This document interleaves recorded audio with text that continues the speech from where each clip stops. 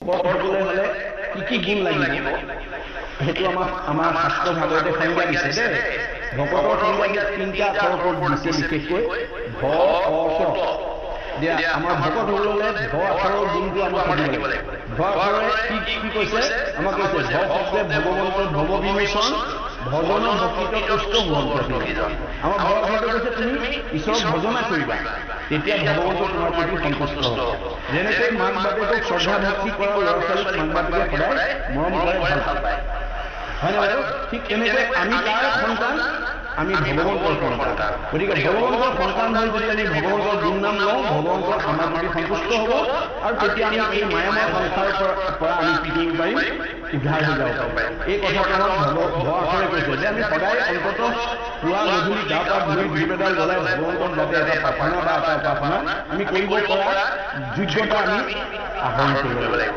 আৰু ক আখৰে কৈছে ক শব্দে কৃষ্ণ ভজি পবিত্ৰ পৰম আত্মাক দেশৰ কৃষ্ণ সমস্ত দেশ ক আখৰে কৈছে আমি সকলো এক আত্মা আমাৰ দেহবিলাকৰহে পাৰ্থক্য আছে দেহবিলাকৰ মতা আছে মাইকী আছে বগা আছে কোলা আছে ওখ আছে চাপৰ আছে শকত আছে ক্ষীণ আছে আপোন আছে পৰ আছে ছোট আছে বড় আছে এইবিলাক দেহৰ ধৰ্ম এইবোৰ আত্মাৰ ধৰ্ম নহয় আত্মাক সৰ্বত্ৰতে সমভাৱে আত্মাৰ পাৰ্থক্য নাই আত্মা একেবাৰে চুলিৰ আগ এডাল জপ অজা ভাগ কৰিলে এভাগ ল'লে যিমান সূক্ষ্ম এই সাগ্ৰ শতভাগস্য শতাংশ চালিচাত্মক যি সূক্ষ্ম অল্প সংখ্যাটো বিশিষ্ট নহয় গতিকে সকলো পঞ্চভৌতিক দেহতে ব্ৰহ্মৰ অংশ আত্মা সমভাৱে আছে গুৰি পৰুৱা যিমান আছে হাতীটোতো সিমান আছে গুৰি পৰুৱা আকাৰটো সৰু হাতীৰ আকাৰটো ডাঙৰ কিন্তু আত্মাৰ ডাঙৰ সৰু নাই সেইকাৰণে আমাৰ মহাপুৰুষে কৈছে তুমি দেহ ধৰ্ম নল'বা দেহ ধৰ্মটো বিনাশী আজি আছে কালি নাই গতিকে আত্মাটো অবিনাশী আত্মাৰ ধৰ্ম ল'লে তুমি ঈশ্বৰৰ প্ৰিয় হ'ব পাৰিবা অৰ্থাৎ আমি সকলোকে এই আত্মা বুলি ভাবি পাৰিলে কাৰোবাক উপকাৰ কৰিব লাগে কাকো হিংসা কৰিব নালাগে আমাক কৈছে যত দেখা ভূত প্ৰাণী সবাকে বিষ্ণু মানি হিংসা এৰি কৰা উপকাৰ পাৰিলে কাৰোবাক উপকাৰ কৰা কাকো হিংসা নকৰিবা এইটো হৈছে ক আখৰৰ বৈশিষ্ট্য আৰু ক আখৰ কৈছে ক শব্দে কৰণৰ উপায়ী কৰণ হৃদয় মধ্যে দেখে কৃষ্ণৰ চৰণ তাকে সেই গুণীয় ভকত জানিবা নিশ্চয় নিজে কৰি কুলকো উদ্ধাৰ কৰ এতিয়া ক আখৰে কৈছে যে মই তোমাৰ হৃদয়তে আছো তাতে আশ্ৰয় ল'বা তুমি বেলেগ মোক বিচাৰি ফুৰিব নালাগে কিন্তু আজি আমাৰ বহুত মানুহে এই কথা নাজানি বাহিৰত বিচাৰি গৈছে সমস্ত ভূতৰে মই আছো হৃদয়ত তৎক্ষণাতে মোক বিচাৰে বাহিৰত আজি বহুতে বাহিৰত বিচাৰি গৈছে আজি আমাৰ সমাজত শতকৰা 90জনে বাহিৰত বিচাৰি গৈছে কিন্তু ভগৱন্তৰ হৃদয়তে আছে গতিকে বাহিৰত যিসকলে বিচাৰিছে সেইসকল হৈছে কি মানে কৰ্ম বিষয়ৰ তেওঁলোকৰ গুৰুত্ব আছে কৰ্মত বিশ্বাস কৰিছে কৰ্মত বিশ্বাস যায় সিহঁতৰ থাকন্ত হৰি অতিশয় দূৰহংকাৰ দূৰতো বিবিহংকাৰ গতিকে কৰ্মৰ মাজত যাৰ বিশ্বাস আছে সি ঈশ্বৰ প্ৰস্তাৱ নোৱাৰে ঈশ্বৰ ভিতৰতে আছে তাক এই তিনিটা গুণ যাৰ যাৰ থাকিব তাকে সেই গুণীয় ভকত জানিবা নিশ্চয় নিজে কৰি তুলসী উদ্ধাৰ কৰে এইকেইটা গুণ বিশিষ্ট লোকজনে নিজে উদ্ধাৰ হয় আৰু বাকীবিলাককো উদ্ধাৰ কৰিব ইয়াৰ ওপৰতে আকৌ অৰ্জুনে প্ৰশ্ন কৰিছিলে কি বুলি কৈছিলে অৰ্জুনে বলন্ত প্ৰভু শুনা অভকতৰ কি গুণ অতি কোৱাচোন ভকত হ'বলৈ কি গুণৰ প্ৰয়োজন লাগিব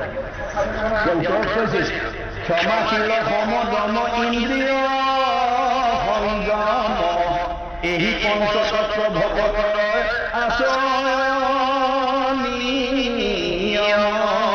এই তত্ত্ব পাঁচটা তত্ত্ব ক্ষমাশীল সমদম ইন্দ্ৰিয় সংযম এই গুণকেইটা আমাৰ ভকতৰ থাকিব লাগিব পঞ্চতত্ত্ব যিজনে কৰিব প্ৰকাশ সেহিকে জানিব ধৰ্ম নামত বিশ্বাস এই পঞ্চতত্ত্ব গুণ বিশিষ্টজন ল'ৰাই হওক বা ছোৱালীয়ে হওক ডেকাই হওক বা বুঢ়াই হওক বোৱাৰীয়ে হওক বা জীয়াৰীয়ে হওক বাল্যই হওক বা বৃদ্ধ হওক এই পাঁচটা তত্ত্ব গুণ যাৰ যাৰ থাকিব সেইজনে ভকত বুলি কৈছে সেইজনে ভকত গতিকে এই পঞ্চতত্ত্ব যিজনে কৰিব প্ৰকাশ সেহিকে জানিব ধৰ্ম নামৰ বিশ্বাস ধৰ্ম কি বস্তু তেওঁহে বুজি পাব নামৰ মহিমা কি তেওঁহে বুজি পাব আমি বুজি নাপাওঁ গতিকে সেইকাৰণে কৈছে নেৰিলে ধানে ধানে মানে কাষপতি নাপাইবে উদ্ধাৰ সখী গাইবে অভিনেত্ৰী সমাজৰ যদি অকল মান সন্মান ধন টকা পইচা সুখ যিজনে বিচাৰি ঘূৰে সেইজন কেতিয়াও উদ্ধাৰ হ'ব নোৱাৰে তেওঁ তললৈ যাব কাৰণ যিজনে কামনাৰ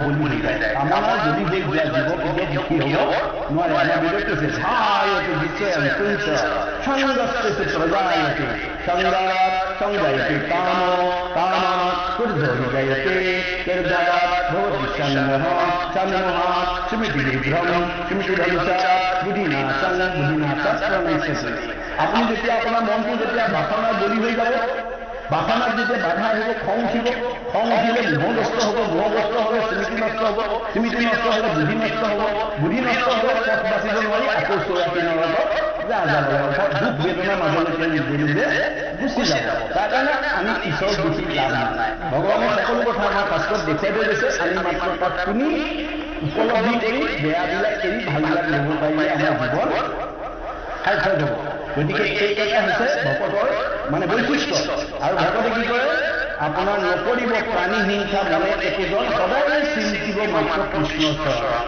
ভকতে প্ৰাণী হিংসা নকৰে আৰু সদায় ঈশ্বৰ চিন্তা কৰে মিঠা বাক্য নুবুলিব নামাতিব মিছা কৃষ্ণ কথা শুনিবলৈ পৰিৱেশ ইচ্ছা ভকতে যেতিয়া মিছা কথাৰ লগত সংগতি নাৰাখে আৰু সদায় ঈশ্বৰৰ কথা এটা কেনেকৈ শুনিব পাওঁ তাৰ প্ৰতি সদায় অনুধাৱিত হৈ যায় এই বিশিষ্ট যিজন হৈছে সেইজন সংস্কাৰী জীৱ সেইজন পুণ্যবান জীৱ আৰু সেই তেনে এটা জীৱ ভগৱন্তে ন্যূনতম এজন হ'লেও প্ৰত্যেকখন ঘৰতে ৰাখিছে প্ৰত্যেকখন সমাজতে চাৰিজন ভকত ৰাখিছে যদি ঘৰখনত এজনো ভকত নহয় ঘৰ গুচি বাহৰ হ'ব কিন্তু আমাৰ লক্ষ্য উদ্দেশ্য হ'ব লাগে যে আমাৰ প্ৰত্যেকজনকে কেনেকৈ মই ভকত কৰোঁ কেনেকৈ সাধু মহন্ত কৰোঁ যে সাধু এতিয়া এইকেইটা হৈছে ভকতৰ বৈশিষ্ট্য আৰু সাধু বৈশিষ্ট্য মই ইতিমধ্যে কৈছোঁ যে মূৰ শুনি মল কথা কহন্ত সুমন্ত সাধুৱে কি কৰে তেওঁ শুনিবই কথা ভগৱন্তৰ গুণ নাম য'তেই বিকাশ কৰে ত'তেই পাপ বিনাশ হৈ যায় হৰিনাম ৰুকা আসন পাপ সুখান বন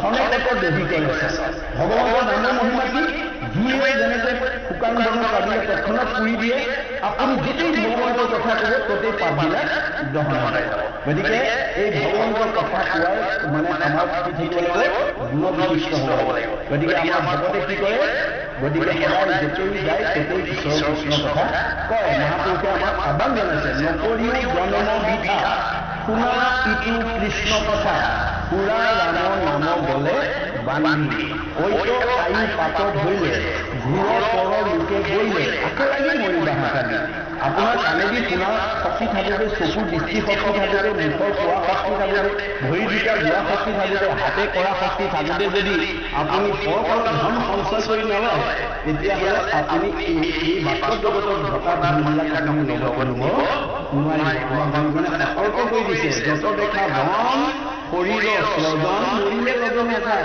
আপুনি গাড়ী মটৰ টকা ঘৰ দুৱাৰ ঐশ্বৰ্য সম্পত্তি অলপ ঘটিব পাৰে কিন্তু সেইবোৰ নিব নোৱাৰে সেইবুলি আমাৰ ঘটিবলৈ মানা কৰা নাই ঘটি থাকা কিন্তু তাতে আসক্ত নহয় সেইটোৱে যেনেকৈ পদুম ফুল বোকা পানীতেই জন্ম হয় কিন্তু বোকা পানীয়ে পদুম ফুলক পবিত্ৰ কৰি ৰাখিব নোৱাৰে পদুম ফুল সদায় বোকা পানীৰ পৰা নিৰ্লিপ্ত হৈ থাকে ব্ৰহ্মণা ভায়তমান সন্দল চক্ৰে কৰুণি যশ লিপ্ততে নশ পাচন পদ্ম পত্ৰম নিৰ্মাণ ভাষ পদুম ফুল যেনেকৈ বোকা পানীত জন্ম হৈ বোকা পানীয়ে যেনেকৈ পদুম ফুলক লিপ্ত কৰি ৰাখিব নোৱাৰে মোৰ অন্তৰ্মহন্ত ভক্তসকল বিকৈ সংসাৰতে থাকে গাৰস্থ জীৱনতে থাকে কিন্তু তেওঁলোকক এই বিনাশী সম্পত্তিৰ মায়া মোহে মোক ভক্তি কৰি অবিনাশী পুণ্য অৰ্জন কৰাৰ পথৰ পৰা তেওঁলোকক বিচলিত কৰিব নোৱাৰে ভকতে তাতেই থাকে কিন্তু ভাৱনাৰ দ্বাৰা তেওঁ ভক্তি সাধন কৰে হাতে কৃতকা মুখে ৰাম নাম আমাৰ ভকতৰ বৈশিষ্ট্য কি কাছৰ লগত তুলনা কৰিছে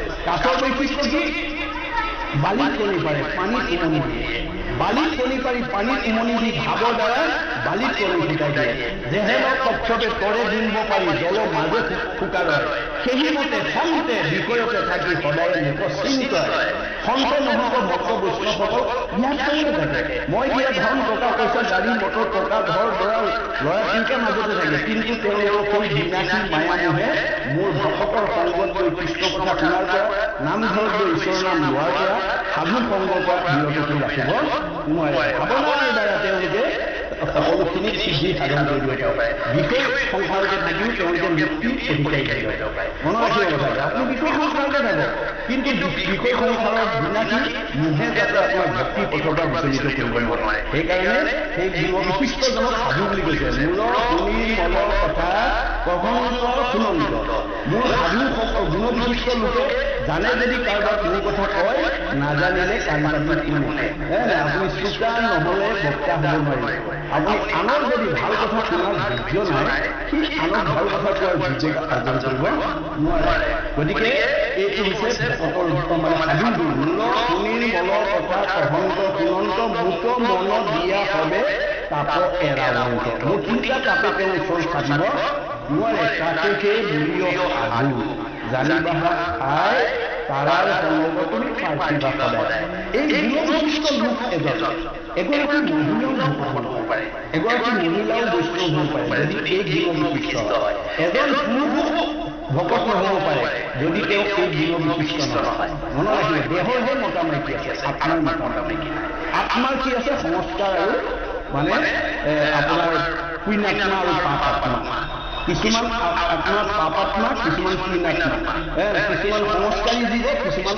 অসংস্কাৰী জীৱ যেনে তেনে নম্বৰ পাই পেলাই মানুহৰ জন্মলৈ আহিছে আমাৰ এতিয়া মানে পৰীক্ষকে 100 ভিতৰত আগতে নিয়ম মানি থোৱা আছিলে 100 ভিতৰত 30 পালে যিকোনো প্ৰকাৰে যদি 30 পায় তাক 5 মিনিট কৰিব কিন্তু 30 পাই পেলাই 5 এটা মিলোৱা আৰু 100 ভিতৰত 100 নম্বৰ পাই 5 মানে 5 লাখ দুজনৰ লগত গুণগত বৈশিষ্ট্য আছে সেইকাৰণে বিৰাট কৈছে অসংখ্যাত জীৱ আছে সংসাৰৰ ভিতৰে মনুষ্যে ভবে আনে ভবিতে নাপাৰে অসংখ্য মই সৃষ্টি কৰিব অৰ্জুন কিন্তু লোক ভবিব পৰা শক্তি মানুহৰ বাহিৰে আনৰ নাই সেইবুলি সকলো মানুহে নোৱাৰে মনুষ্য সহস্ৰ মধ্যে শূন্য আছে যা সেয়েহে ভবিব যত্ন কৰিবলগীয়া গতিকে মানৱ নামৰ উপাধি লোৱাৰ পিছত যাৰ শূন্য নম্বৰটো বেছি আছে তাক একোৱে বাধা ৰাখিব নোৱাৰে ভক্তি কৰা কথা অনুগুণে বাধা ৰাখিব নোৱাৰে তেওঁ সকলো ফালি যাব তেনেকৈ বৰ্গৰ যেনে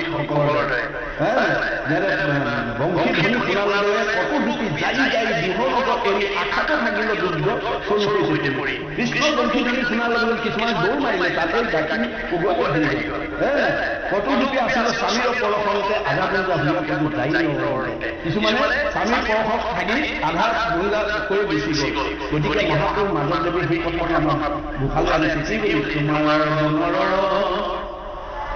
মহিমা দেখিয়া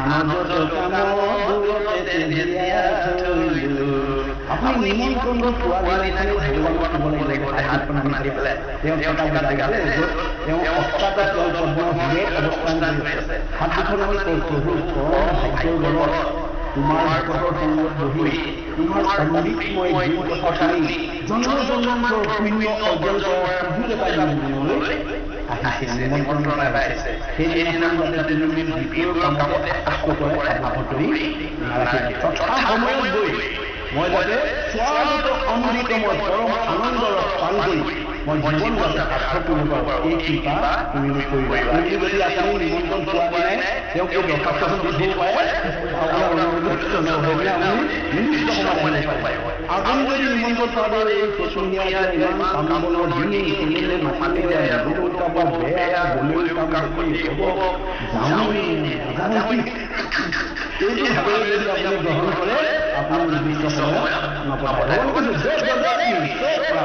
তোমাৰ মানুহ জন্ম দিছিল মোৰ ভক্তি কৰিব কাৰণে মোৰ প্ৰতি তোমাৰ আগ্ৰহ নাই মোৰ পৰা কৃপা লাভ কৰিব এয়াই হৈছে আমাৰ কৰ্মৰ বৈষম্যতা এয়াই হৈছে ভক্তিৰ বৈষম্যতা এয়াই হৈছে অৱস্থাৰ বৈষম্যতা গাঁও একেখনত আছে ৱাৰ্ড একেটাতে আছে সীমা একেটা কিন্তু এঘৰ বহুত ওপৰত আছে এঘৰ বহুত তলত আছে কোনোবা নহয় গতিকে আপুনি যিমান নম্বৰ পাব সেইমতে পৰীক্ষাকে উপাধি দিব তাৰ প্ৰশ্নকাকত একেখিনি ছাত্ৰ একেখিনি পঢ়ুৱা মাত্ৰ শ্ৰেণীটোত স্কুলখনৰ পঢ়ুৱা মাত্ৰ একেখিনি কিন্তু ফলাফল বেলেগ গতিকে সেইটো আমাৰ কৰ্মৰ ওপৰত নিৰ্ভৰ কৰিব। গতিকে আপুনি কেনে কৰ্ম কৰিছে, কিন্তু অৰ্জুনক কোৱাৰ সময় কৈছে নাম অধিকাৰ অস্তি। অৰ্জুন তোমাৰ কামৰ অধিকাৰহে দিছো, মা ফল প্ৰদৰ্শন মোৰ পৰা কোনোদিন ফল নিবিচাৰিছে। অৰ্জুনেতো প্ৰতিবাদ কৰিছে, ফলে বিচাৰিব নালাগে, যদি তোমাক আৰাধনা কৰা তোমাৰ ভক্তি কৰা মোক কৈ পাৰিলে বাকী। তেতিয়া হাঁহি পেলাই কৈছে কৃষ্ণে বোলে শুনা পাৰ হেতু মহাবল নুখুজিলে ঈশ্বৰে কাম কৰি তুমি মোক কোনো ফল বিচাৰিব নালাগে, মই মধুৰতে দিম তোমাৰ নুখুজাতে দিয়া বোলে প্ৰমাণ যেন অতি শিশুটো অভক্ষ নুখোজয় তথাপিতো স্নেহে থাকি মাতৃ স্তম্ভতে এটা কেঁচুৱাই গাখীৰ নিবিচাৰিলেও মাকে দিনৰ দিনটি বিচনাত শুৱাই থৈ দিলে কৰ্মত আবদ্ধ হৈ নাথাকে। পুত্ৰ স্নেহত আপ্লুত হয়। এগৰাকী মাতৃয়ে যেনেকৈ নিজৰ সন্তানটোক যথা সময়ত স্তনদান দিয়ে, ময়ো ভক্তক যথা কৰ্ম তথা ফল দিম, তুমি মাত্ৰ কৰ্ম নিৰ্বাচন কৰিবা। কৰ্ম কি বোলে দেৱে যাতে বুদ্ধি আছে তাকে বেদে বুদ্ধিতে কৰ্ম কৰিবা। বেদে কি বুজিছে বোলে ঈশ্বৰৰ অৰ্থে বুদ্ধি কৰে তাকে।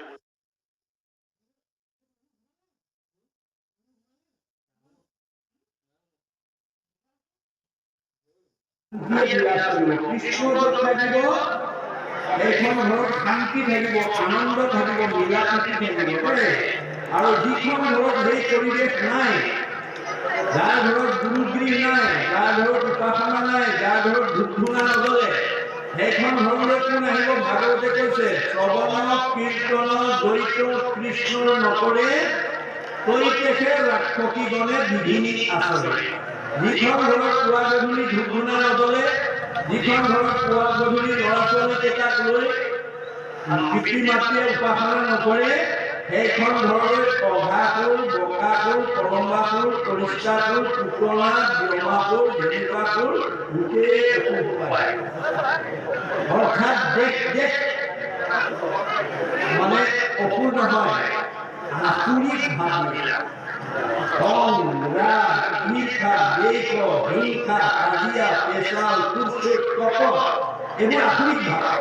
এই আসুৰিক ভাববিলাকে সেইখন ঘৰত প্ৰভাৱ পেলায়। এইখন ঘৰত কথা ক'বই নোৱাৰে, নিশ্চয় খং উঠেই, কথা ক'বই নোৱাৰে, লাঠিডাল উলিয়াই আনি কথা ক'বই নোৱাৰে, ঠেহ লাগি ভাত পানী এৰি। যাৰ কথা ক'লেই ঠেহ লাগে আৰু ভাত নাখায়, জানিব আচল কিতাপ শুনাইছে, আচল অসুৰ কিতাপ শুনাইছে। সেই এটা যেতিয়ালৈকে উলিয়াই দিব নোৱাৰিব তেতিয়ালৈকে সেইগৰাকী মানুহ বা সেইজন মানুহৰ পৰা আপুনি শান্তি নাপাব। তাৰ উপায় নাৰায়ণ ঠাকুৰতা কৈছে কুকুৰে কৰিলে দিয়া বাঘৰ জীয়াৰী, দেখীয়া ভালুক কৰিলে ঘৰ পালে। কুকুৰে যদি বাঘৰ জীয়াৰী দিয়া কৰাব পাৰে, সেইখন ঘৰ আৰু ভালুকৰ পৰিয়াল নাথাকে। ইয়াৰ অৰ্থটো হৈছে কুকুৰ মানে জীৱ, ল'ৰাই হওক, ছোৱালীয়ে হওক, ডেকাই হওক, বুঢ়াই হওক, বোৱাৰীয়ে হওক, জীয়াৰীয়ে হওক, যিটো জীৱই বাঘৰ জীয়াৰী মানে নাম, নামৰ লগত দিয়া মানে সম্পৰ্ক কৰিব, সেইখন ঘৰত বা সেইটো মনত এই কাম, ক্ৰোধ, লোভ, মোহ, মদ, মাৎসৰ্য, ঈৰ্ষা, হিংসা, কুৎসিত, কপট ভাব সেইখন ঘৰত সেইখন হৃদয়ত সোমাই থাকিব নোৱাৰে। যেনেকৈ খালী বটলত পানী ভৰালে তাৰ ভিতৰত বায়ু সোমাই থাকিব নোৱাৰে, ওলাই যাবলৈ যেনেকৈ বাধ্য হ'ব। আপোনাৰ যিখন হৃদয়ত কাণেদি ঈশ্বৰৰ কথা শুনাব, সেইখন হৃদয়ত দুৰ্বাসনা ভাৱ থাকিব নোৱাৰিব। মাধৱ পুৰুষে কৈছে অন্ন পথে ভকত জ্ঞাত প্ৰৱেশী হৰি, দুৰ্বাসনা হৰে সমস্ত জলৰ যতে কমল, যেহেন শৰৎ কালে স্বভাৱতে নিৰ্মল। এনেকৈ শৰৎকালৰ পানীত স্বাভাৱিকতে নিৰ্মল হৈ যায় কৃষ্ণ কথা কাণেৰে সোমোৱা হৃদয়খনৰ লোকজন, ল'ৰাই হওক, ছোৱালীয়ে হওক, ডেকাই হওক, বুঢ়াই হওক, বোৱাৰীয়ে হওক, জীয়াৰীয়ে হওক, বাল্যই হওক, বৃদ্ধই হওক, যাৰ হৃদয়তে কৃষ্ণ কাণেদি কৃষ্ণ কথা সোমাব, সেইখন হৃদয় সত্যম শিৱম সুন্দৰম, সুন্দৰ হৈ যায়। গতিকে সুন্দৰ ঠাইতে কৃষ্ণই বাস কৰে, লেতেৰা জেগাত নাথাকে। গতিকে কৃষ্ণ থকা হৃদয়খনৰ মানুহৰ মুখত সদায় আনন্দ বিৰাজমান হৈ থাকিব, সদায় শান্তি থাকিব। গতিকে আপোনাৰ জীৱনলৈ যদি অশান্তি নামি আহিছে, দুখ বেদনা নামি আহিছে, আপুনি জানিব আপোনাৰ মনত ভক্তিৰ অভাৱ আছে। ভক্তি যেতিয়া অভাৱ ঘটিব তালৈ দুখ দুৰ্গতি নামিব, আৰু ভক্তি যেতিয়া প্ৰভাৱ বাঢ়িব দুখ দুৰ্গতি আঁতৰি যাব। এয়াই হৈছে গুৰুজনৰ দৰ্শন। সেইকাৰণে কৈছে কলিৰ সন্ধ্যাত মই পঢ়িলো পিতৃত, তুমি মহাবৈষ্ণৱক কৰিলো বিধি। মই কলিৰ সন্ধ্যা অৰ্থাৎ আমাৰ যেনেকৈ এতিয়া চ'ত আৰু বহাগৰ সংক্ৰান্তি, চ'ত মাহৰ শেষ, বহাগ মাহৰ আৰম্ভণিটোক আমি সংক্ৰান্তি বুলি কওঁ। ঠিক তেনেকৈ দাপৰ যুগৰ শেষ, কলি যুগৰ আৰম্ভ, সেইটো সন্ধ্যা। সেই সন্ধ্যা মানে ব্যাসৰ মুখেদি সুকে এই কথা শুনিছিল বুলি পৰিচিতৰ আগত অৱগত কৰিছে। আৰু তুমি বৈষ্ণৱ বুলি জানিহে মই তোমাৰ আগত এই কথাখিনি কৈছো। মনত ৰাখিব, আপোনালোক বৈষ্ণৱ গুণবিশিষ্ট হ'ব লাগিব, ভকত গুণবিশিষ্ট হ'ব লাগিব, তেতিয়াহ'লে ভগৱন্ত আপোনালোকৰ ঘৰৰ পৰা ওলাই যাব নোৱাৰে। মনত ৰাখিব, উদ্ধৱক গাবৰ সময়ত কৈছে, ব্ৰহ্মা ভৰ ভবাইব লক্ষ্মী প্ৰিয় জায়া। হেৰা উদ্ধৱ, মই ব্ৰহ্মাকো ভাল পাওঁ, মানে দাদা বলভদ্ৰকো ভাল পাওঁ, আৰু হৰকো ভাল পাওঁ। তাতোতকৈ মই ভাল পাওঁ মোৰ ভাৰ্যা লক্ষ্মী। ব্ৰহ্মা ভৰ ভবাইব লক্ষ্মী প্ৰিয় জায়া, পৰম সুন্দৰ মূৰ দেখাই চুকায়া। মই লক্ষ্মীক মানে এওঁ তিনিজনতকৈ লক্ষ্মীক বেছি ভাল পাওঁ মোৰ ভাৰ্যা, আৰু মোৰ ভাৰ্যাতকৈ মোৰ এই সুন্দৰ দেহাটো মই বেছি ভাল পাওঁ। আৰু মোৰ নিজৰ দেহাটোতকৈও সবাতো অধিক তুমি মূৰ প্ৰিয়তম, নাহি আনৰ বান্ধৱ উদ্ধৱ তুমি। মোৰ নিজতকৈও মই ভকতক ভাল পাওঁ। মনত ৰাখিব, ভগৱন্তই নিজতকৈও ভকতক ভাল পায়। সেইকাৰণে আমি ভকতৰ সেৱা কৰিলে ভগৱন্তক আৰু বেলেগকৈ সেৱা কৰিব নালাগে। কৃষ্ণক পাইবা জানা ভকতকে কণ্ঠ নাক কহেলিকা ভাগৱতৰ নন্দ। গতিকে ভকতৰ সেৱাৰ প্ৰতি আমি সদায় গুৰুত্ব দিব লাগিব। গতিকে ভকতৰ আপুনি গামোচা চেলেং ল'লেই নহ'ব দেই। গামোচা চেলেং সংস্কৃতিহে, আমাৰ জাতীয় সংস্কৃতিহে। চেলেং গামোচা ভকত নহয়। ভকত হ'বলৈ হ'লে তিনিটা আখৰ গুণ লাগিব দেই। ভ আখৰে কৈছে, ভ শব্দে ভগৱন্ত ভৱ বিমোচন, ভজন ভক্তি চতুষ্ক হোৱন্ত সৃজন। গতিকে আমি জীৱশ্ৰেষ্ঠ মানুহ হিচাপে পুৱা গধূলি ভগৱন্তক যিজনে ভজে, সেইজনে এই ভৱ সংসাৰৰ পৰা সুন্দৰকৈ উদ্ধাৰ হৈ যাব পাৰিব, তেওঁ কোনো কষ্ট পাব নালাগে। গতিকে সেই গুণটো আমাক লাগিব, পুৱা গধূলি ঈশ্বৰৰ ভজনা কৰিব লাগিব। ক শব্দে কৃষ্ণ যদি পবিত্ৰ পৰম আত্মাক দেখান্ত কৃষ্ণ সমস্ত দেখোন। ক আখৰে কৈছে আমি চব এক আত্মা দেই। আত্মা দৃষ্টিত ডাঙৰ সৰু নাই, মতা মাইকী নাই, বগা কলা নাই, আপোনকৰ নাই, চুত বৰ নাই। এইবোৰ দেহ ধৰ্ম নাই। দেহ ধৰ্ম এৰি আত্মা ধৰ্ম নোলোৱালৈকে তোমালোকে মোৰ ঠাই আহিব নোৱাৰিব। মনত ৰাখিব কথা। আত্মা আত্মা কি কৈছে? সম বুলি কৈছে, সম। কেনেকে কে ভাগ্য ছোট ভাগস্য সুতংশ সাধাত্মক জীব সূক্ষ্ম অয়ং সংখ্যাদিকে হিসিতনা। পৰম ব্ৰহ্ম অংশ আমাৰ দেহত কিমান পৰিমাণে আছে বুলি যদি কোনোবাই সোধে, আপুনি কি বুলি ক'ব লাগিব? চুলিৰ আগ এডাল 10,000 ভাগ কৰি এভাগ ল'লে যিমান সূক্ষ্ম হয়, কিমান সূক্ষ্ম অমূলকে আমাৰ গুৰি পৰুৱা যিমান, হাতীটিকে সিমান। হাতীৰ আকাৰটোহে ডাঙৰ, গুৰি পৰুৱাৰ আকাৰটোহে সৰু, আত্মাৰ ডাঙৰ সৰু নাই। গতিকে আত্মা সমান। এই কথাটো যাৰ উপলব্ধি হ'ব, তেওঁ জীৱনত মুক্ত হ'ব। ত শব্দে কৰণৰ উপায়ী শৰণ, হৃদয় মধ্যত দেখে কৃষ্ণৰ শৰণ। তাকে সেই বুলিও ভকত জানিবা নিশ্চয়, নিজে কৰি তুলকো উদ্ধাৰ কৰে। এই তিনিটা আখৰৰ গুণ যাৰ আছে সেইজনে ভকত। তেওঁ নিজেও কৰিব, আনকো কৰাব। আপোনালোকৰ ঘৰত যদি এজন ভকত থাকে, তেওঁ নিজেও উদ্ধাৰ হ'ব, গোটেই পৰিয়ালটো উদ্ধাৰ কৰিব। আৰু যদি কেনেবাকৈ এজন অভকত থাকে, তেওঁ নিজেও অনিষ্ট হ'ব, আনকো অনিষ্ট কৰিব। কাৰোবাৰ ঘৰত যদি এজন বেয়া মানুহ থাকে, গোটেই পৰিয়ালটোকে অশান্তি কৰিব দেই, মনত ৰাখিব। গতিকে তাক কেনেকৈ পৰিৱৰ্তন কৰিব পাৰি তাৰ প্ৰতি আমি গুৰুজনৰ আদেশ মানিব লাগিব। দৈৱবশে যদি সাধুৰ সংগ পায়, নিশ্চয় জানাৰ পাহাৰৰ স্বভাৱ দুৰ্বল হৈ গৈছে। সেই বেয়া মানুহজনৰ যদি ভাল মানুহৰ সংগত যদি ভাল কথা শুনাব পাৰে, তাৰ স্বভাৱ সলনি হৈ যাব। এইটো প্ৰতি আমি গুৰুত্ব দিব লাগিব। অৰ্জুনে ইয়াৰ ওপৰত প্ৰশ্ন কৰিছে, কি বুলি? অৰ্জুনে বলন্ত প্ৰভু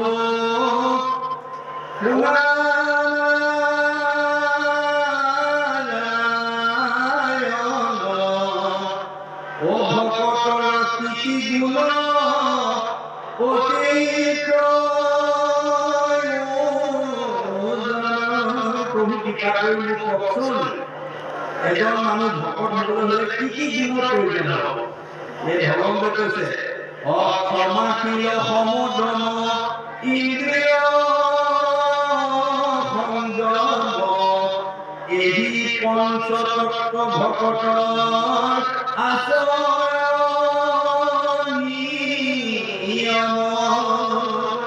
ক্ষমাশীল সমদম ইন্দ্ৰিয় সংযম এহি পঞ্চতত্ব ভকতৰ আচৰণ নিয়ম। এই পাঁচটা নিয়ম থাকিব লাগে। ক্ষমাগুণ থাকিব লাগিব, শীলতা থাকিব লাগিব, সমগুণ থাকিব লাগিব, ব্ৰহ্মগুণ থাকিব লাগিব, ইন্দ্ৰিয় সংযম পদাৰ্থ থাকিব লাগিব। এই পাঁচটা তত্ত্ব যাৰ লাগিব সেই ভকত। পঞ্চতত্ত্ব যিজনে কৰিব প্ৰকাশ এহিকে জানিব ধৰ্ম মানৱ বিশ্বাস। এহিকে জানিব ধৰ্ম মানৱ বিশ্বাস। এই পঞ্চতত্ত্ব জ্ঞান যাৰ থাকিব তেওঁৰ নাম কি বস্তু, ধৰ্ম কি বস্তু তেওঁ বুজি পাব। আমি বুজি নাপায়। গতিকে কাম ক্ৰোধ লোভ মোহ মোহিত সকল নাপাইলে উদ্ধাৰৰ পথি সত্যে যাব পাৰে। আপুনি যদি সদায় কাম ক্ৰোধ লোভ মোহ মোহিত হৈ থাকে আপুনি উদ্ধাৰ হ'ব নোৱাৰিব, তললৈ যাব। গতিকে মেৰি দেখো ধনে ধনে বামে আপত্তি নাপাইলে উদ্ধাৰৰ পথি যাইলে অধোগতি। কাম ক্ৰোধ লোভ মোহ এইবিলাক যদি ধন টকা পইচা সন্মানৰ ওপৰত দি সদায় বিচাৰ কৰি দেখি কেতিয়াও উদ্ধাৰ হ'ব নোৱাৰে। সত্যে সত্যে সখী মই কহিলো বুজাই বেশধাৰী লোকৰ কিছু একো গতি নাই। মই তোমাক শপত খাই কৈছো যে বেশধাৰী লোকে কেতিয়াও গতি পাব নোৱাৰে। নভৰে কলকি যেন নিয়ৰৰ দৰে জানিবা তাহাৰৰ গতি নাহি পাৰে। যেনেকৈ নিয়ৰৰ পানীয়ে যেনেকৈ কলহ নভৰে তেনেকৈ আপোনাৰ মানে ভকতীয়া ভকতীয়ে আমাক উদ্ধাৰ কৰিব নোৱাৰে। এই গুণ বিশিষ্ট হ'ব লাগিব। ভাতে কৈছে প্ৰশ্ন এটা কৈছে যে ভকত আৰু বৈষ্ণৱৰ পাৰ্থক্য কৈছে যে ভকতৰ গুণখিনি শুনিলে বৈষ্ণৱৰ সম্পৰ্কেও আমাৰ প্ৰশ্ন আহিছিলে যে বৈষ্ণৱৰ গুণ কি কি গুণ হ'লে আপুনি বৈষ্ণৱ হ'ব পাৰিব। সেই সম্পৰ্কত কৈছে কি বুলি যে সাধুৰ সেৱা নাম ধৰ্ম কৰি দেখো সাৰ বৈষ্ণৱ মূলয় এহি তত্ত্ব আছে। সাধুৰ সেৱা নাম ধৰ্ম কৰি দেখো সাৰ বৈষ্ণৱ মূলয় এহি তত্ত্ব আছে। সত্য শৌচ ক্ষমা দয়া সমদৰ্শন এহি পঞ্চ যজ্ঞ বৈষ্ণৱৰ আচৰণ নিয়ম। এই পাঁচটা যজ্ঞ বৈষ্ণৱে পালন কৰে। নামক জপিয়া ব্ৰহ্ম কৰি দেখো মন নিৰামিষে সদায়ে কৰিব ভোজন। বৈষ্ণৱে খানি পান নাখায় দেই। গতিকে তেওঁ নিৰামিষ ব্ৰহ্ম জ্ঞান তেওঁ প্ৰাপ্ত হৈ যায়। নামক জপিয়া ব্ৰহ্ম কৰি দেখো মন নিৰামিষে সদায়ে কৰিব ভোজন। নকৰিব প্ৰাণী হিংসা মনে একোজন সদায়ে চিন্তিব মাত্ৰ কৃষ্ণৰ চৰণ। বৈষ্ণৱে কেতিয়াও প্ৰাণী হিংসা কৰিব নোৱাৰে। গতিকে মিঠা বাক্য নুবুলিব নামাতিব মিছা কৃষ্ণ কথা শুনিবলৈ কৰি দেখো ইচ্ছা। এই গুণ বিশিষ্ট যাৰ আছে সেইজনে হৈছে বৈষ্ণৱ। গতিকে ভকত বৈষ্ণৱ একেটা মুদ্ৰাৰ দুটা পিঠি স্বৰূপ। গতিকে এই ভকত আৰু বৈষ্ণৱ ভগৱন্তৰ আটাইতকৈ প্ৰিয়। এই কথাটো আমি উপলব্ধি কৰিব লাগিব। অপ্ৰশ্নৰ উত্তৰ দেও শুনা সাৱধান কৃষ্ণৰ নামেকে জানা পৰম কল্যাণ। নামে সাধে যাৰ যেন মত অভিলাষ জীৱা মুখ্য চাহে বৈকুণ্ঠত যেন বাস। প্ৰশ্নৰ উত্তৰ দেও শুনা সাৱধানে। মই তোমাৰ প্ৰশ্নবিলাকৰ উত্তৰ দিওঁ তুমি সাৱধানে শুনা। আমি সদায় সাৱধানে শুনিব লাগিব দেই, মনোযোগেৰে শুনিব লাগিব। তেতিয়া আমাৰ বস্তুবোৰ আয়ত্ত হ'ব। যদি আমি মনোযোগেৰে নুশুনো তেতিয়া আমাৰ কথাবিলাক আয়ত্ত নহয়। কৃষ্ণৰ নামেকে জানা পৰম কল্যাণ। এই সংসাৰত কৃষ্ণৰ নামৰ বিনা আমাৰ কল্যাণ সাধন কৰা দ্বিতীয় বস্তু নাই। নামে সাধে যাৰ যেন মত অভিলাষ। আপোনাৰ নামৰ মহিমা কি? যা দৃষ্টি ভাৱনা দৃশ্য সিদ্ধি ভগৱতীয়া। আপুনি যেনেকৈ ভাবিব নামে এনেকৈ আপোনাৰ ভাৱনা পূৰণ কৰি দিব। জীৱা মুখ্য চাহে বৈকুণ্ঠত যেন বাস। কোনোবাই যদি বৈকুণ্ঠত থাকিব বাঞ্ছা কৰে তেওঁ বৈকুণ্ঠত স্থান দিব। জ্ঞানৰো জানিবা হৰি নামে মুখ্য ফল। যে জ্ঞানৰো মুখ্য ফল হ'লে ভগৱন্তৰ নাম। নাহিকে নামত কৰে পৰম মংগল। নাম দিলে আৰু আমাৰ মংগল কামত আনিব পৰা দ্বিতীয় বস্তু নাই। অচাৰিও বেদৰ সাৰ এৰিকে নিশ্চয় জানি পৰীক্ষিত তুমি তেদিও সংশয়। জ্ঞানীৰো জানিবা হৰি নামে মুখ ফল নাহিকে নামত কৰে পৰম মংগল। চাৰি বেদৰ সাৰ এৰিকে নিশ্চয়। চাৰি বেদে এই সাৰটোকে আমাক কৈছে জানি পৰীক্ষিত তুমি তেদিও সংশয়। তুমি এতিয়া কোনো সংশয় কৰিব নালাগে। তুমি যেতিয়া ভাগৱত শুনিছা তোমাৰ জীৱন উদ্ধাৰ পাব। অল্পকালে সাধে সিদ্ধি কৃষ্ণৰ ভকতি দুই দণ্ডে পাইলা গতি খটাংগ নিপতি দানৱ গণক দিলি নিপতি উৰ্বত দেৱতাক ৰক্ষা কৰি আসিয়া স্বৰ্গত। এতিয়া কৈছে যে অল্পকালে সাধে সিদ্ধি কৃষ্ণৰ ভকতি দুই দণ্ডে পাইলা গতি খটাংগ নিপতি। যে নামৰ ইমান মহিমা ই দুই দণ্ডতে গতি সাধন কৰিব পাৰে। খটাংগ নিপতিয়ে দুই দণ্ডত গতি পাৰে। এই দুই দণ্ডৰ পৰিমাণ হৈছে এক দণ্ডৰ পৰিমাণ হৈছে 22.5 মিনিট। দুই দণ্ডত 45 মিনিট, এঘণ্টাও পুৰা নহয়। গতিকে 45 মিনিটতে খটাংগ নিপতিয়ে গতি পাইছে। তেওঁ জীৱনৰ সম্পৰ্কে কৈছে দানৱ গণক যিনি নিপতি পূৰ্বত দেৱতাক ৰক্ষা কৰি আছিলা স্বৰ্গত। যে খটাংগ নিপতিয়ে স্বৰ্গত দেৱতাসকলক অসুৰৰ হাতৰ পৰা ৰক্ষণাবেক্ষণ দি আছে। দেৱসৱে মূলে বৰ লোৱা মুহি পাল ৰাজা বোলে কৰিও আগে জীৱ পতকা। যে দেৱতাসকলে যেতিয়া কাৰ্তিক গণপতি তেওঁলোকৰ সেনাপতি হ'ল, স্বনিৰ্ভৰশীল হ'ল, আত্মনিৰ্ভৰশীল হ'ল, নিজৰ ভৰিত থিয় দিব পৰা হ'ল। তেতিয়া তেওঁলোকে খটাংগক ক'লে তুমি আমাক বহুত উপকাৰ কৰিলা, এতিয়া তোমাক এই পদৰ পৰা আমি ৰেহাই দিব খুজিছো আৰু তোমাক এটা বৰ দিব খুজিছো, তোমাক কি বৰ লাগে কোৱা। এতিয়া খটাংগ নিপতিয়ে ক'লে হে দেৱতাসকল মোক বৰ দিয়াৰ আগতে কোৱাচোন মই কিমান সময় জীয়াই থাকিম, কিমান দিন জীয়াই থাকিম। অদেৱে কহে জীৱা আৰু দুই দণ্ড মানে শুনি কিহে পৃথিৱী আহিলা বিমানে। এতিয়া তেওঁ ক'লে যে দেৱতাসকলে ক'লে তুমি মাত্ৰ দুই দণ্ড সময় পাইছা। এই দুই দণ্ড বুলি কোৱাৰ লগে লগে তেওঁ স্বৰ্গৰ পৰা পৃথিৱীলৈ বিমানেদি নামি আহিলে।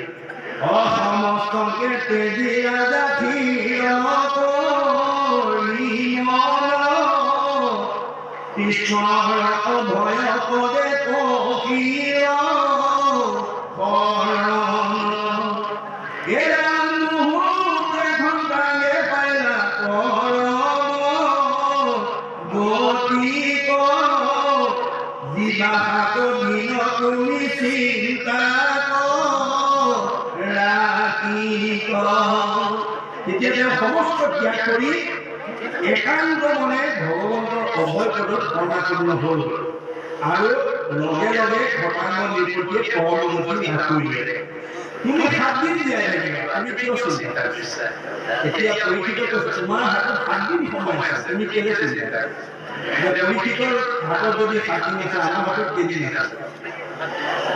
আমিও 7 দিন দেই। আজি শুক্ৰবাৰ, শুক্ৰবাৰৰ পৰা অহা বৃহস্পতিবাৰলৈকে এই 7টা দিনতে আমাৰ জন্ম আৰু মৃত্যু সকলোৰে কাৰণে অৱচেতন।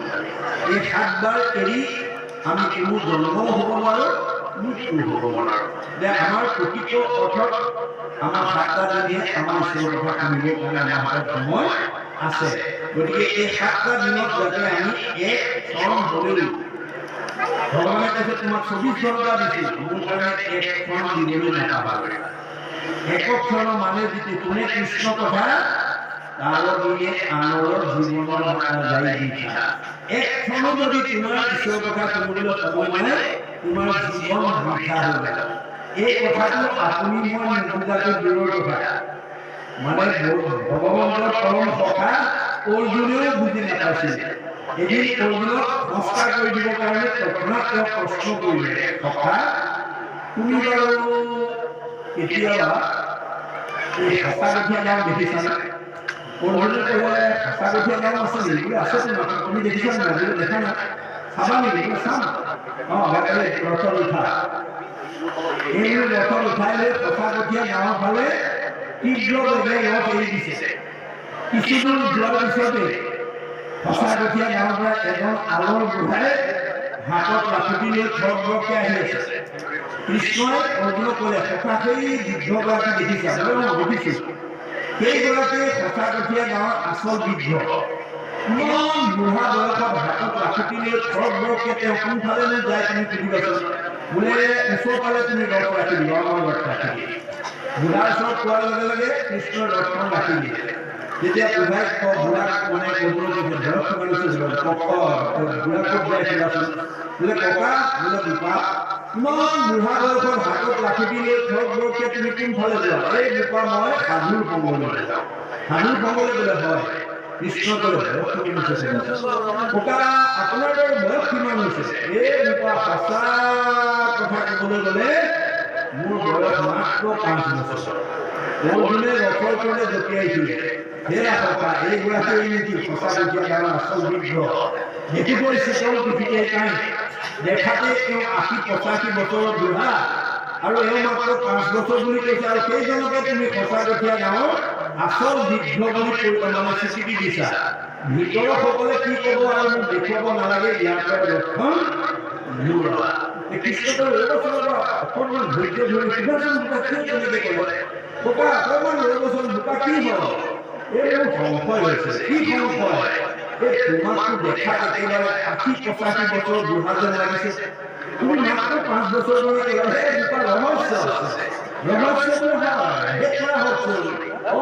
তুমি ভবাৰ দৰে মোৰ জন্মগত বয়স 85 বছৰ সঁচা, কিন্তু আমাৰ ভাগৱতত কৈছে একক্ষণ মানে যিটো শুনে কৃষ্ণ কথা তাৰ দিনে আনৰ জীৱনত যায় পিঠা।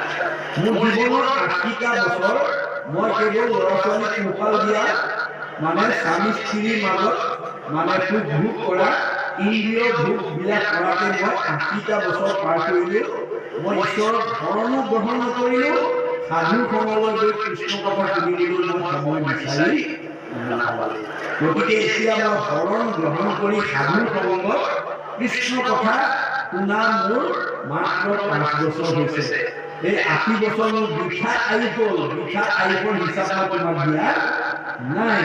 গতিকে মই ঈশ্বৰৰ শৰণ গ্ৰহণ কৰি সাধু সংগত কৃষ্ণ কথা শুনা মাত্ৰ 5 বছৰ হৈছে। এই সঁচা হিচাপটোহে তোমাক মই দিছোঁ। সেইদিনাখনৰ পৰাই মানে অৰ্জুনৰ ভ্ৰান্তি ভাঙিছে যে আমাৰ মানুহৰ আচল বয়সটো ভগৱানে কোনদিনাৰ পৰা হিচাপলৈ আনে।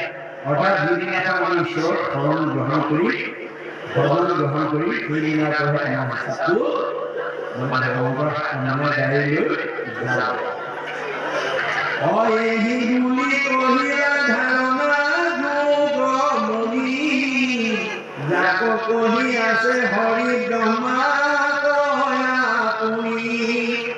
সংসাৰত পথ আছে অসংখ্যাত, অনেক বিধিনি তাতো দুষ্কৰ্ষাত।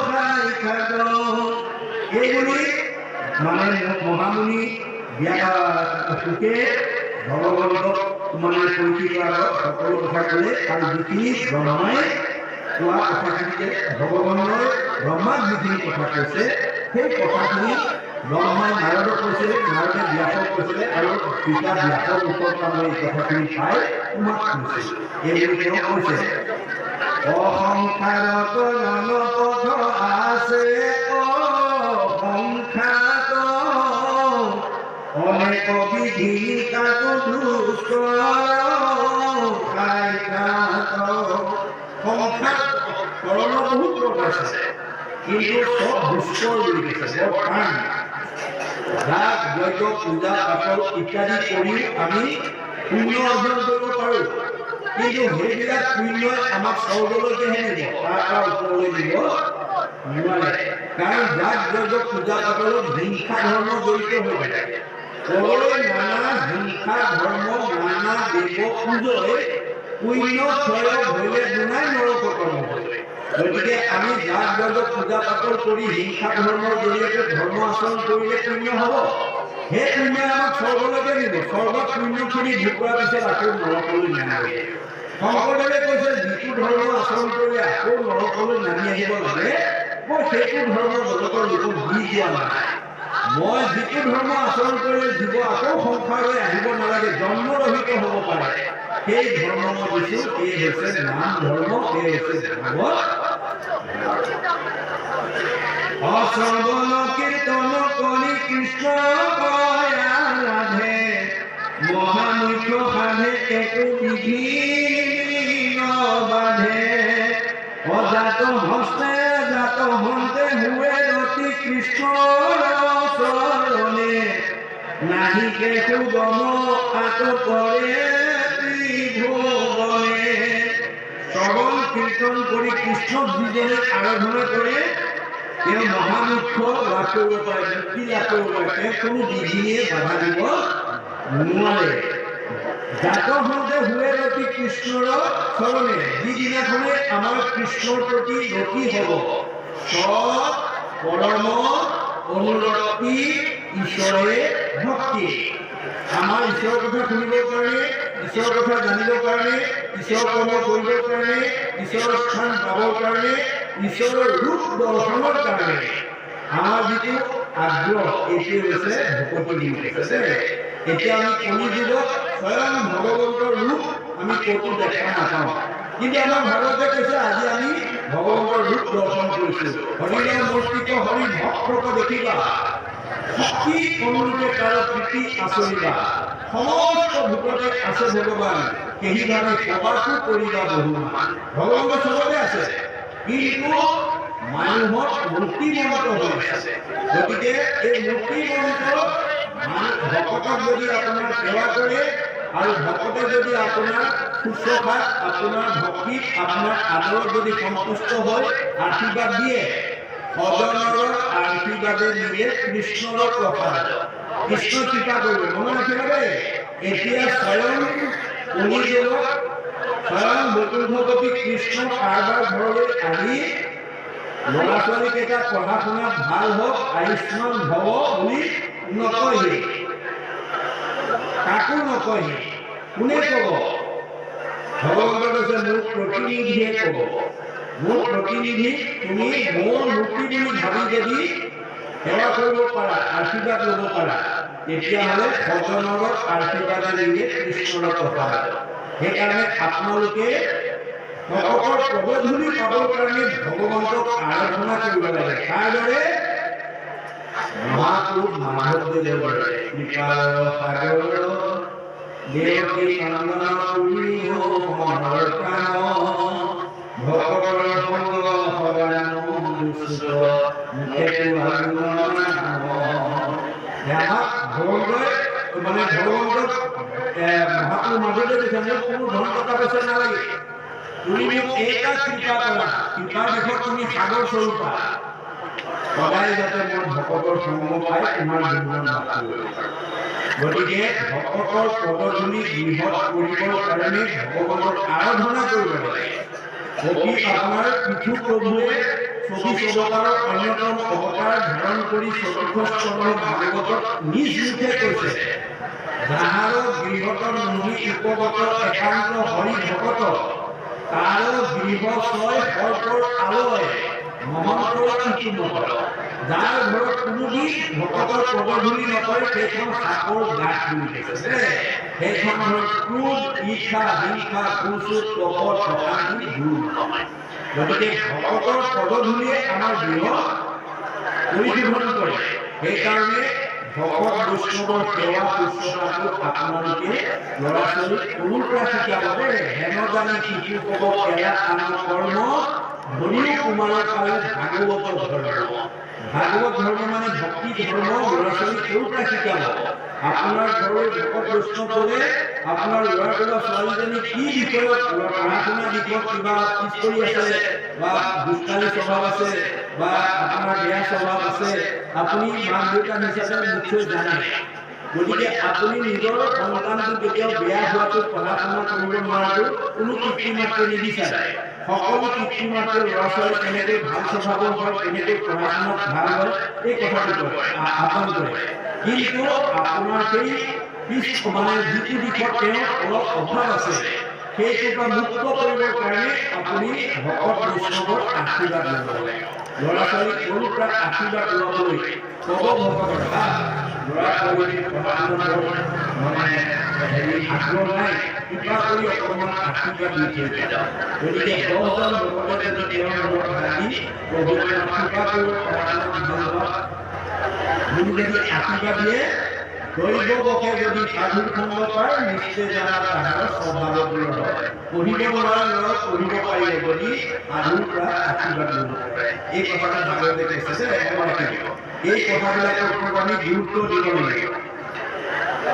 অৰামে জাত হন্তে হুৱে অতি কৃষ্ণৰ চৰণে, নাহিকে সুগম আত পৰে ত্ৰিভুৱনে।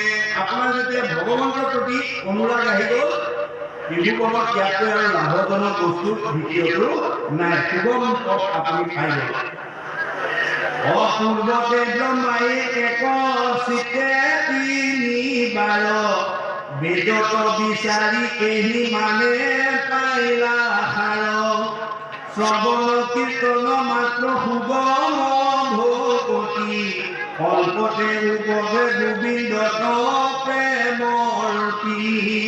এতিয়া কৈছে ব্ৰহ্মা, পূৰ্বতে ব্ৰহ্মাই 103বাৰ বেদত বিচাৰি কেহি মানে পাইলা সাৰ।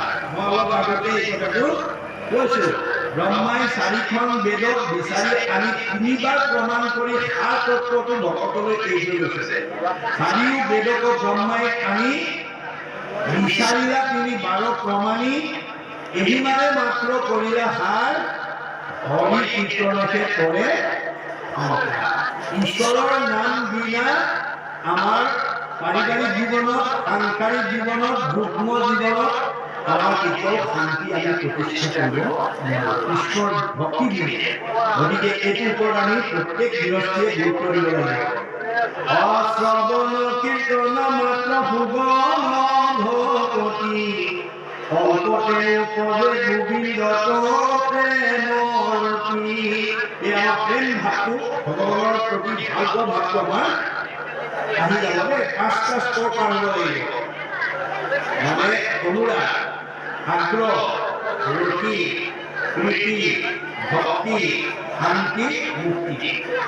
এই 5টা বেলেগ আপোনাৰ পাৰ পাৰিব লাগিব আমাৰ সাংসাৰিক জীৱনত। শ্ৰদ্ধা, আজি আপোনালোকৰ শ্ৰদ্ধা আছে কাৰণেহে আন্ধাৰ ৰাতি গুচি আহিছে, ৰাতি গুচি আহিছে শ্ৰদ্ধা। তাৰপিছত আপোনালোক ৰতি হৈছে, অহাকা পথত বহি আছে। ঘৰত হ'লে ইমান সময় এনেকে পথত অকলে বহি থাকিব পাৰিলেহেঁতেন নে? নোৱাৰে। কোনে বহুৱালে আপোনালোক? ইমান সময় এতিয়া শেষ হোৱালৈকে আপোনালোক বহি থাকিব। কোনে বহুৱালে? এই কথাটো আপোনাৰ অনুৰাগে, আপোনাৰ অনুৰাগে, ঈশ্বৰৰ প্ৰতি থকা অনুৰাগে আপোনাক ৰতি কৰাই দিছে। ৰতিৰ পিছত আপোনালোকৰ প্ৰীতি প্ৰেম ভাৱ আহিছে, ভাল পাইছে আপোনালোক শুনি। ভাল পোৱাৰ কাৰণে আপোনালোকৰ আৰু কোনো ভাৱটো আহি আছে। তেতিয়া আপোনাৰ ৰতি অহাৰ লগে লগে, প্ৰীতি অহাৰ, প্ৰেম অহাৰ লগে লগে ভক্তি হৈ যাব। এতিয়া আপোনালোকে জানিব, যদি কৃষ্ণ কথা শুনি, ভাগৱত শুনি যদি মনটো ভাল লাগিছে, এই আপোনালোকে জানিব যে ভক্তি আপোনাৰ ঘৰলৈ গতি কৰিছে। আৰু ভক্তিয়ে যেতিয়া আপোনালোকৰ ঘৰত প্ৰতিষ্ঠা লাগিব, তেতিয়া আপুনি শান্তি পাব, জীৱনত ন্যায় থাকোঁতে শান্তি পাব। আৰু শান্তি পোৱাৰ লগে লগে জীৱই মুক্তি লাভ কৰিব বা সদ্গতি। এই ক্ৰমটো আমি পাৰ হ'ব লাগিব। এইটো আমাৰ জনা দৰকাৰ।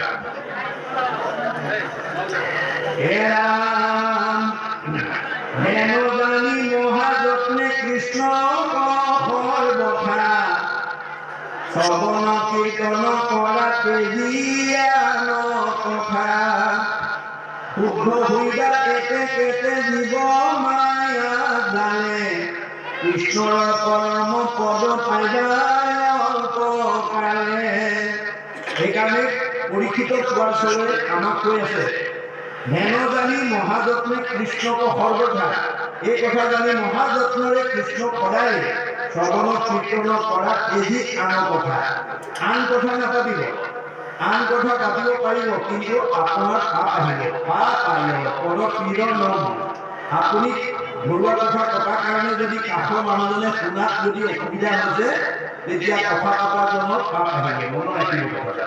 সেইকাৰণে কৃষ্ণ কথা কৈ থকা সময়ত অন্য কথা নাপাতিব। আমাৰ অৰ্জুনক কৈছে শৰীৰত চাহি শ্ৰেষ্ঠ যত ইন্দ্ৰিয়ন, ইন্দ্ৰিয়ত কৰি শ্ৰেষ্ঠ জানিবাহা মন, মনত অধিক বুদ্ধি কহিলে তোমার, সবাক অধিক শ্রেষ্ঠ আত্মা বলি যা, আত্মাকে রহিলে মন বিষয় উদা, আপনি হইবে তোমার নাম অভিলা। হে অর্জুন, তোমার পরিচিত ইন্দ্রিয়বিলাক শ্রেষ্ঠ, ইন্দ্রিয়বিলাকতকৈ মন শ্রেষ্ঠ, মনতকৈ বুদ্ধি শ্রেষ্ঠ, বুদ্ধিতকৈ আত্মা শ্রেষ্ঠ। গতিকে আপোনালোকৰ ইন্দ্ৰিয়বিলাক ভাল আছিল কাৰণে আহিলে, কিন্তু আটাইকেইটা 10 ইন্দ্ৰিয় ভাল থাকিলেও আহিব নোৱাৰে। যদি মনে কয় ইমান আধা ৰাতি, ৰাতি আৰু এতিয়া নাযাওঁ ভাগৰ, এইবুলি যদি মনে কয় আপোনাৰ 10টা ইন্দ্ৰিয় ইয়াত আহিব নোৱাৰে। মনে কোৱাৰ কাৰণে আপোনালোক আহিলে, কিন্তু মন ইমান চঞ্চল, আপুনি ইয়াত বহি থাকোঁতে মনে ঘৰত এৰি থৈ অহা কামকেইটাৰ কথা ভাবি থাকিব, ল'ৰা ছোৱালীকেইটাৰ কথা ভাবি থাকিব, কাইলৈ কৰিবলগীয়া কামৰ কথা ভাবি থাকিব। আপোনাৰ মনটোৱে ইয়াত বহি থাকে যদি অন্যমনস্ক হৈছে, তেতিয়া বুদ্ধিয়ে ক'ব লাগিব, হে মন, জন্মৰ পৰা আজি তাৰিখলৈকে ৰাতিপুৱা শুই উঠাৰ পৰা গধূলা খোৱালৈকে সদায় দেখোন কাকুৰি ঘূৰা দি একেখিনি কামকে কৰি আছো, একেখিনি কথা পাতি আছো। আপোনালোকে নিজকে সোধকচোন বাৰু, যোৱাকালি ৰাতিপুৱা শুই উঠাৰ পৰা গধূলা খোৱালৈকে যিখিনি কাম কৰিছিলে, আজি সেইখিনিকে কৰি আছে, কাইলৈও সেইখিনিয়ে কৰিব, আগলৈও এই একেখিনি কামকে কৰি থাকিব, বেলেগ কাম আৰু নাই আমাৰ। ৰাতিপুৱা শুই উঠাৰ পৰা গধূলা খোৱালৈকে একেখিনি বিষয়ত কৰ্ম আমি ঘূৰি আছো। তাৰ ভিতৰতে কিছুমান ওলাই আহিব পাৰে, কিছুমান ওলাই আহিব নোৱাৰে। কোন ওলাই আহিব নোৱাৰে? যাক চক্ৰবাদ অসুৰে পালে। কৃষ্ণই সেইকাৰণে বাল্য লীলাতে কেইবাটাও অসুৰ মাৰিছে। তাৰ ভিতৰত এটা অসুৰৰ নাম আছিলে চক্ৰবাদ, অৰ্থাৎ চকৰি দৰে ঘূৰি থাকে। আমাৰ বিষয়ৰ কামবিলাক আমি যোৱাকালি আজি অহাকালিলৈ চকৰি দৰে ঘূৰি কৰি থাকোঁ। যে যি মানুহে অকল ঘূৰি কৰিয়ে থাকে, নামঘৰলৈ আহিবলৈ সময় নাপায়, ভক্তৰ ঘৰলৈ আহিবলৈ সময় নাপায়, ঈশ্বৰৰ কথা শুনিবলৈ সময় নাপায়, সেইটো জানিব চক্ৰবাদ অসুৰে পালে। সেইকাৰণে চক্ৰবাদ অসুৰক ভগৱানে চেপি মাৰিছে।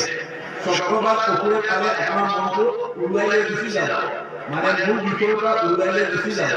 গতিকে সেই চক্ৰবাদ অসুৰক আপুনি মাৰিব লাগিব, মৰাৰ সংস্কাৰ কৰিব লাগিব। সদায় একেখিনি কামকে কৰি থাকে নেকি? আজি কিমান ভাগ্যৰ মূৰত ভকতৰ সংগত বহি স্বাগত অমৃতমত পৰম আনন্দৰ পান কৰিছোঁ। হে মন, অকমান ধৈৰ্য ধৰ, এইবুলি আপুনি বুদ্ধিয়ে মনক মানে ক'ব লাগিব।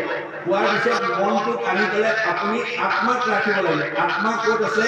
উদ্ধৱক কৈছে, সখা তোমাৰ কাৰণে মই যিমানখিনি ব্যৱস্থা কৰিব লাগে চব কৰি থৈ আহিছোঁ, আৰু মই প্ৰয়াণৰ পিছতো তোমাৰ মাজতে আছো। নিশ্চয় কৰি কহো শুনা সাৱধানে, তুমি ভকতৰ যি স্থানে থাকে সেই পুণ্যভূমি। আজি আমি পুণ্যভূমিত বহি আছো। শ্ৰৱণ কীৰ্তন মূল কৰে যত্ৰ, যত্ৰ দ্বিতীয় বৈকুণ্ঠ থেকে তাকে দিলে সত্ৰ। আজি এইখন দ্বিতীয় বৈকুণ্ঠ, এইখনে সত্ৰ। নহং কৃষ্ণানি বৈকুণ্ঠে যদি নাম হৃদয়ে নচ, মত ভক্তা যত্ৰ গায়ন্তি তত্ৰ কৃষ্ণ আমি। নাৰদ কৈছে, মোক ধুতি হৃদয়ত নাপাবা, মোৰ বৈকুণ্ঠত বিচাৰি নাপাবা। মোৰ ভকতে য'ত মোৰ গুণনাম লয় মই তাতেই থাকো। মাধৱদেৱে দোকান লিখিছে, একান্ত ভকতৰ সবে নিৰ্গুণ কৃষ্ণৰ গুণ গাৱে থকা দুখীয়া যথাৰ্থ বৈকুণ্ঠক কৰি হৈ যোগী হৃদয়ত যদি থাকা হৈ থাকে। গতিকে ভগৱানৰ ভকতে য'ত গুণনাম লয় যোগী হৃদয় বৈকুণ্ঠলৈ যেই থাকে। বাইবেলত কৈছে, হে who for Lord assemble, যি ঠাই দুজন বা তাতকৈ অধিক মানুহ গোট খায়, ইন মাই নেম, মোৰ নাম লয়, আই এম দেয়াৰ, মই তাতেই থাকো। আজি ইয়াত ভগৱন্ত বিদ্যমান হৈ আছে।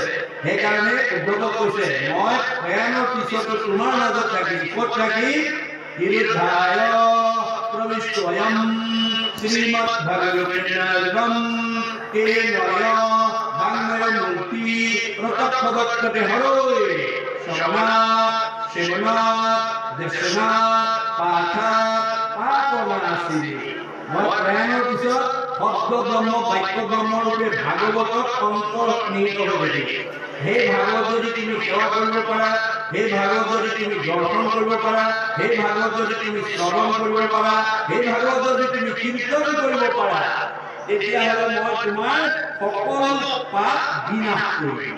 এয়া ভগৱন্তৰ নিজৰ মুখৰ বাণী যে পাপ কি বস্তু আপুনি দেখুৱাব পাৰিব নেকি? পাপ পুণ্য কাৰক দেখুৱাব নোৱাৰে। পাপ হৈছে কিছুমান মনৰ কুবুদ্ধি, বেয়া গুণৰ সমষ্টি, কুবুদ্ধি, অসৎ চিন্তা, অসৎ ধাৰণা, অসৎ পৰিকল্পনা, কুসংস্কাৰ, অন্ধবিশ্বাস, মনৰ সংকীৰ্ণতা, কুপৰম্পৰা, এইবিলাক পাপ। এই বেয়া ভাৱবোৰ যাৰ ভিতৰত থাকিব তাৰ কৰ্ম ভাৱ চিন্তাবিলাক বেয়া হ'ব।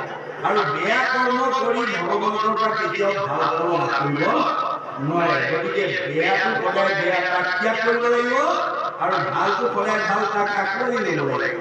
এজন দাৰ্শনিক পণ্ডিতে কৈছে, bad is bad and good is good. Do bad never and do good ever. বেয়াটো সদায় বেয়া তাক ত্যাগ কৰিব লাগিব, ভালটো সদায় ভাল তাক আঁকোৱালি ধৰিব লাগিব। বেয়া এৰি ভাল লোৱাটোৱে বৈজ্ঞানিক দৃষ্টিভংগী, বেয়া এৰি ভাল লোৱাটোৱে ভাগৱত দৰ্শন, বেয়া এৰি ভাল লোৱাটোৱে গুৰুজনৰ দৰ্শন। গতিকে এই দৰ্শনৰ ওপৰত ভিত্তি কৰি আমি জীৱনৰ বেয়া স্বভাৱ, বেয়া বুদ্ধি, বেয়া চিন্তা, বেয়া ভাৱবিলাক যদি ত্যাগ কৰিব নোৱাৰো, ভগৱন্তৰ ভাল ফল আমি লাভ কৰিব নোৱাৰো। এই কথা আমি জানিব লাগিব। শ্ৰৱণ কীৰ্তন কৰা তেজি আন কাম। আন কাম মানে ভক্তিবিহীন কৰ্মবিলাকৰ কথা কৈছে, যিবিলাক বৈষয়িক কৰ্ম। আন কৰ্মে লগাইলে যতেক কি হুৱে বৃথা, জন্মো বৃথা হুৱে নুশুনলে কৃষ্ণ কথা। আপুনি কৃষ্ণ কথা নুশুনাকে যদি জীৱনটো পাৰ কৰিলে, আহিল কৰ্মা গ'ল কৰ্মা, সাগৰী কাটি এই কলা হ'ব আমাৰ। অহা কাম লাভ হ'ব। আকৌ আমি অহা ঠাইলৈ ঘূৰি যাব লাগিব। এই ক'ৰ পৰা আহিছিলোঁ? এই চতুৰ্দশৰম শ্ৰাৱণ 20 লক্ষবাৰ আমি প্ৰত্যেকেই গছ গছনি লৈ আহিছোঁ। 9 লক্ষম জলজ, 9 লক্ষবাৰ আমি বিভিন্ন প্ৰজাতিৰ মাছ মগৰ লৈ আহিছোঁ। 9 লক্ষম পূৰ্ণাংশ, 9 লক্ষবাৰ আমি বিভিন্ন প্ৰজাতিৰ কাছৰ জন্ম পাইছোঁ। 30 লক্ষ পশুৰ নাম, 30 লক্ষবাৰ আমি বিভিন্ন প্ৰজাতিৰ জীৱ জন্তু লৈ আহিছোঁ। 10 লক্ষ পক্ষী নাম, 10 লক্ষবাৰ বিভিন্ন প্ৰজাতিৰ চৰাই চিৰিকটি লৈ আহিছোঁ।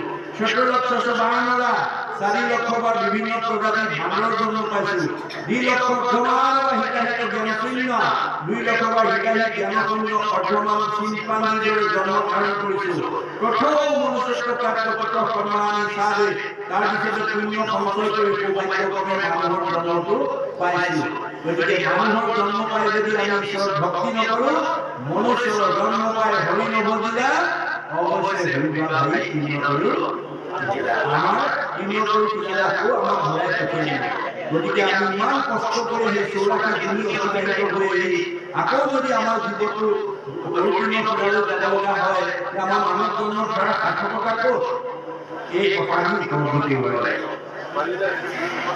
শুদ্ধ হইবা কেতেকে তেজিব মায়া জালে, কৃষ্ণৰ পৰম পদ পাইবা অন্তকালে। শ্ৰৱণ কীৰ্তন ভক্তি আচৰণ কৰি আমি যদি মায়াৰ জালবিলাকৰ পৰা মুক্ত হ'ব পাৰোঁ, তেতিয়াহ'লে আমি ভগৱন্তৰ পৰম পদ লাভ কৰিবলৈ সক্ষম হ'ম। এই কথাটো কৈছে।